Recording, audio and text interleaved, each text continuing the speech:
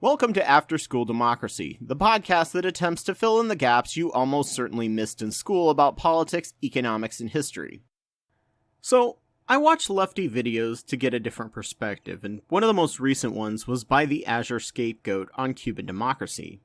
Now, one of the things that I had been told all my life is that communist nations didn't have democracy, even though Cuba, Vietnam, and the USSR all had some form of democracy. How that translated into real life is up for debate. The USSR actually based much of their democracy on the American system, including an upper house that was based on representing all ethnicities as opposed to all states. Just another example of misinformation the right wing in our country propagated for literally decades. But it was in some way representative, except under Stalin. And yes, the democracy may have not correctly represented the people, as many things like free speech were suppressed. And in the case of the USSR, there was a double representative democracy where the people elected didn't actually run things. They just picked a group of educated elites to do all the governing, as well as the one-party system, of which anyone can run in, at least in Cuba and Vietnam, or as they view it, a no-party system based on the system America had from James Madison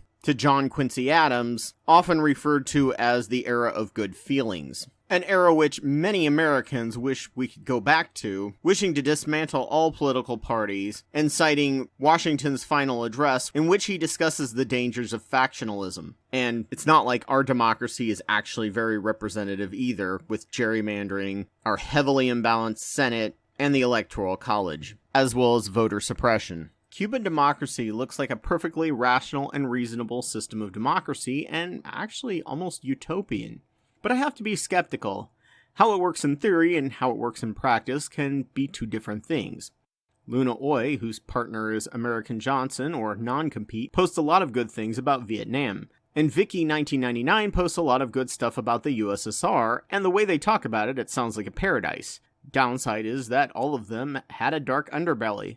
Mind you, they focus on the good, counterbalanced to the Western pro-capitalist media's incessant magnifying glass on the negatives, so they're kind of counter-biased. Orwell was speaking the truth with the doublethink and abusive gaslighting the Soviet government officials did, especially when they turned on their anarchist allies and Franco was able to take over as a fascist. This was just part of Stalinism, but sadly still plagues the Russian people, which allows for Putin to do what he wants, because the people are psychologically primed for it. And don't get me started on the dystopian nightmare that was East Germany and several of the Eastern Bloc countries that were literally a totalitarian dictatorship where they watched your every single move that the USSR allowed to maintain, just like we allowed many dictators to maintain power because they were our allies. I haven't done enough research on Vietnam to see if Luna Oy is just propaganda or if there are legitimate counters to her claims, because as she rightly points out, Vietnam was embargoed for decades from even their what should have been natural communist allies, and the North was bombed in the Stone Age, and the South was infertile due to all the Agent Orange, so we didn't hear that much about them for a long time. Let's just say that at this point in time, thanks to all the shady shit union busters the media and the CIA did for the last century, I'm currently up in the air on what I believe about communism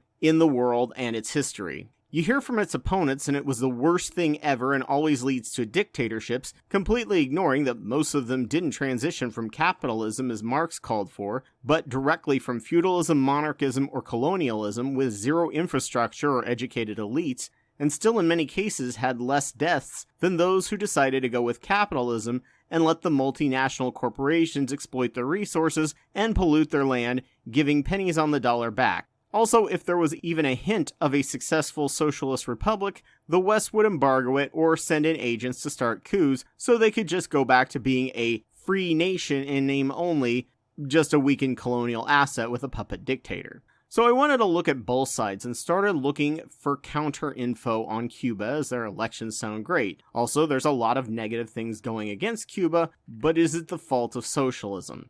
The only seriously negative video I could find on Cuba blaming their problems on socialism came from Turning Point USA, a heavily right-wing Republican super PAC, and oh my god, the level of douche and privilege was gag-worthy. Basically, I really can't find anything at all that makes Cuba out to be any more awful than many of our allies we cozy up to. Hell, China is an authoritarian dystopian nightmare in many regions compared to Cuba. This video had so many easily debunked bad points that I thought I'd just break down all the things wrong with it that people on the right just swallow whole hog. Is Cuba bad? Maybe. Should we still be embargoing it while we freely trade with China and Saudi Arabia? No way in hell. If you can find solid data on bad things about Cuba beyond what I'm discussing, please put them in the comments sections. The first complaint was that one of them had a drone when they came through customs, and customs didn't like it, so they had to wait 7 hours in customs. You know, that thing we do to Muslims all the time here in US customs? Customs agents are friendly to no one, no matter the nation, and you have next to no rights when dealing with customs. Muslims were even required for a while under Trump to unlock their phones so customs agents could look through them, a complete invasion of privacy. The privileged dude just got mad that he, as a white American, had to deal with something minorities and foreigners to our nations have to deal with all the time. Also, American border agents have jurisdiction within 100 miles of any border, including the ocean, which means most of the population fall under their special powers. There are serious problems with our customs, too. So, get the fuck over it, and maybe now that you've experienced it, maybe lobby for better treatment for people and reduce border powers for your own nation? Until 9/11, customs used to be much less stressful and abusive, but we gave that right up to protect us from brown people. Sorry, you got some bad luck, dude, but your conclusion that this is caused by socialism just makes you look like a complete douche canoe and either ignorant or ignoring how just this thing happens in the US too. They then go on to show long lines in cars for gas in the most privileged way possible, pointing out gutted, crumbled buildings and shortage of food, especially meat, and how there's a lot of one thing in the grocery stores, all the same type.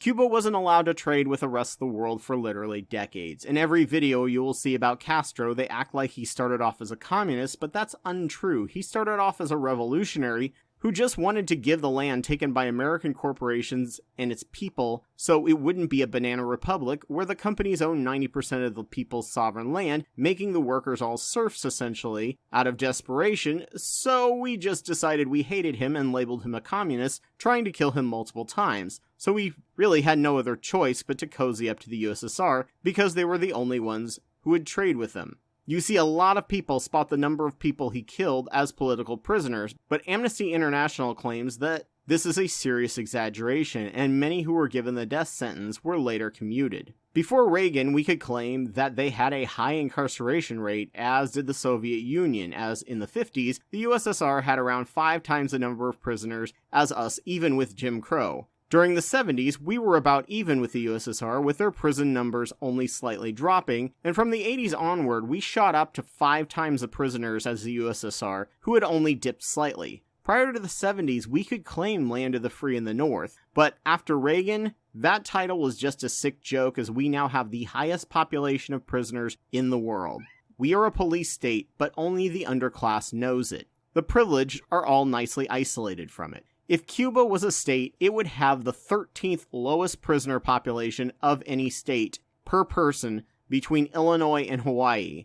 And if you think about it, the top brass were so constantly paranoid because the CIA was constantly trying to kill him and undermine him, just as they successfully did in other banana republics of Central America, and we now have the papers on it to prove it because all records became declassified after 50 years. Had we left them alone, they wouldn't have had so much paranoia, but we were bound and determined to control every country possible in our hemisphere and hand them over to our corporations to use them as serfdom. He literally just wanted to do what every single Native American tribe tried to do until we killed enough of them and shoved them onto reservations and forgot about them. He just wanted their land and freedom back. An additional piece of reference is my 2-part series, How the CIA Gave America Dissociative Personality Disorder, all using now declassified data that the Church Commission, after Nixon, finally uncovered, putting a much shorter leash on the CIA. The guys drive through an area of Cuba with old mansions in shambles and mourn the loss of wealth of the nation and claim it was because of the lack of private property, even though the poor at the time were living in poverty and basically serfs to the mob and American corporations. Cuba was considered America's playground, where you could get a cheap prostitute and go gambling in American dollars. All these mansions were made possible essentially by slave labor and organized crime that you guys are mourning. The loss of wealth came from the lack of being able to trade. Would they be richer now with private wealth? No idea, but your argument is faulty with complete ignorance of history. Cuba still bears the long scars of isolation. Another thing they completely failed to take into account is that they live on a damned island with limited land to grow stuff. America, on the other hand, has tons of land, and geographically is on easy mode, being born on second base and thinking we won a home run. You can barely get milk or meat in freaking Hawaii, for God's sakes. It's expensive as all hell because they don't have farms or pasture land. Much of the building damage is probably caused by hurricanes that hit all the islands in that area. The difference being that some of the islands that are controlled by capitalist nations, like Puerto Rico and the Bahamas, have constant imports of things like construction materials and food. In fact, I began comparing the islands and their history after this point in the rabbit hole, and there are some huge similarities. Haiti is an island that the US also allowed a dictatorship to rule, but they were anti-communist, so we let it stand, with massive levels of corruption and abuse of citizens. Cuba currently is 103 in GDP per person compared to 158 for Haiti, and 70 on the Human Development Index for Cuba, as opposed to 170 for Haiti. Let's look back at Puerto Rico. This island is part of the US. It has serious income inequalities, and was pretty much abandoned by America during the Trump administration, not like we paid much attention to it prior. The poor in rural areas were without power for over 6 months, and may still be without power in some areas for all I know. Food is plentiful because we subsidize the crap out of our farmers, aka socialism, and Puerto Rico is a convenient place to sell it to with no trade barriers. Same is true with gas. Cuba, on the other hand, had to rely on another breadbasket, Ukraine, just like Puerto Rico, which is half a world away, and when that collapsed, they had to rely on themselves and aid from places like Bolivia and more recently Venezuela, which completely collapsed through sheer incompetence and a resource curse of oil. And so many capitalist nations have done this as well, like Zimbabwe. When you asked economists without an agenda if either is capitalist or a socialist nation, they pretty much said, no, both are just a shit show and completely mismanaged. But people with an agenda who do no comparison claim without thinking, socialism! And then they go through back streets and talk about how the trash is left to fester. Trash trucks take oil. Cuba doesn't invade people for oil like the US in the name of freedom, and could afford oil from Venezuela, but now can't get enough of it thanks to the collapsed infrastructure of the government. Our oil is cheap because we subsidize the hell out of it for the oil barons, aka socialism, and went to war for it. In Canada and much of Europe, gas is twice as much as ours because they don't do either as much. Turning Point USA is literally comparing apples to oranges here. I'm also guessing these guys have never been to poor sections of cities where everyone gets paid minimum wage. Yeah, trash is often piled up there too, and it stinks more than in better parts of town. But these guys look like they've never been outside the suburbs. Puerto Rico also has serious corruption and bribery issues, and has really bad income inequality, but food and material goods help the rich and middle class stay happy enough, and blame the poor for their own troubles like the rest of the US.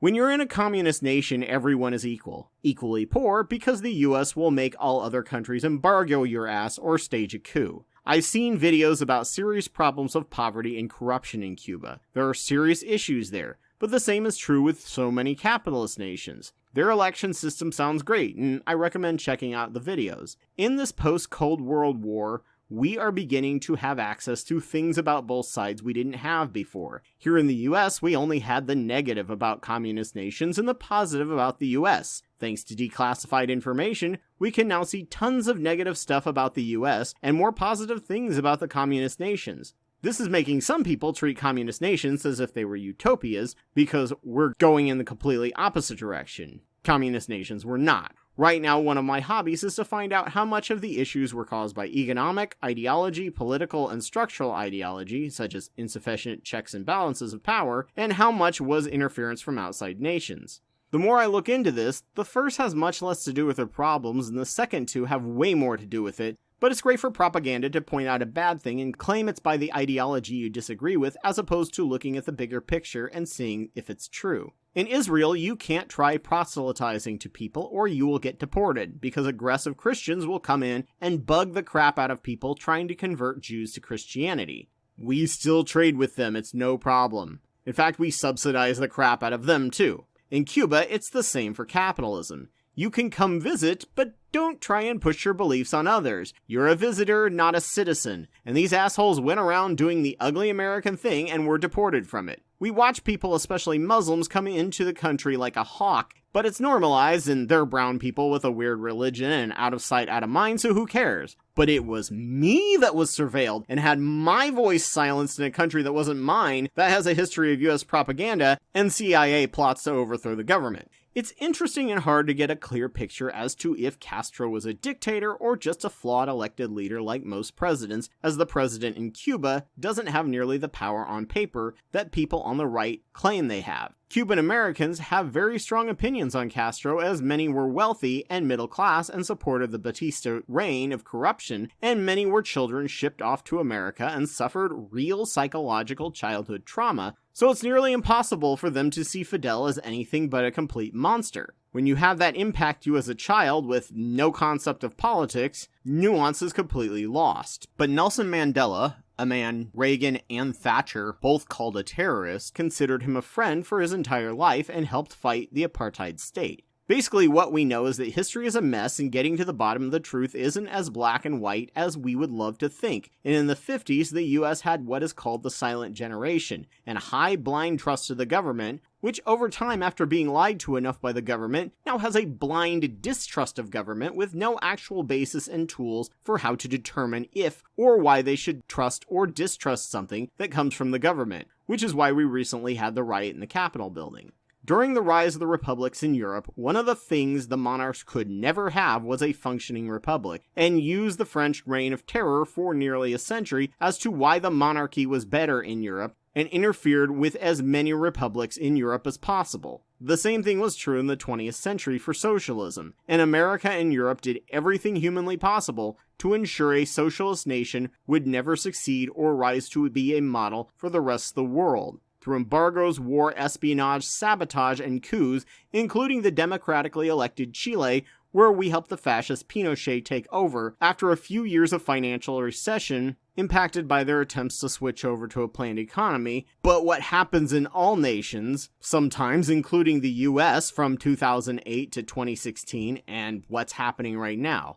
Hell, the only reason why we even went to space was because we didn't want the rest of the world to think the USSR could do something the US and capitalism couldn't, and we did it mostly using the socialist model. Socialism doesn't exist in a vacuum, and you have to compare its failures to similar nations. Just like how the right points out the waste and inefficiency of government, because all the data is by law public, one can compare it to private corporations, which by all evidence is actually more wasteful. But if you only see one, it looks terrible without the context of the full amount of comparative data to analyze it. To be honest, I don't know how much of all of these bad things in communist nations were caused by communism, and how much were structural, cultural, and foreign issues. And to be honest, neither do you. We've been given an imbalanced picture of both sides. That said, keep your skepticism up, but your mind open when it comes to lefty vids. They paint a utopian picture at times to counter all the negative press, but that doesn't mean they were great places or necessarily had the high moral ground. Humanity is a mess, as is history, and after a century of indoctrination, trying to find the reality in hindsight is hard, but we just have to keep on digging to find the truth.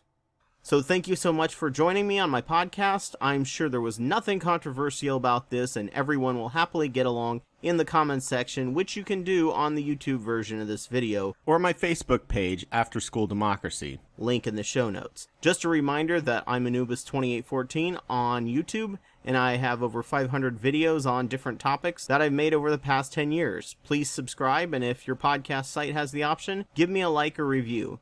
If you think what I have to say informed you, consider supporting my Patreon. I'll be doing this podcast weekly and try to get it out on the same day, so I hope to see you here next week, ready to be filled with new ideas. Take care.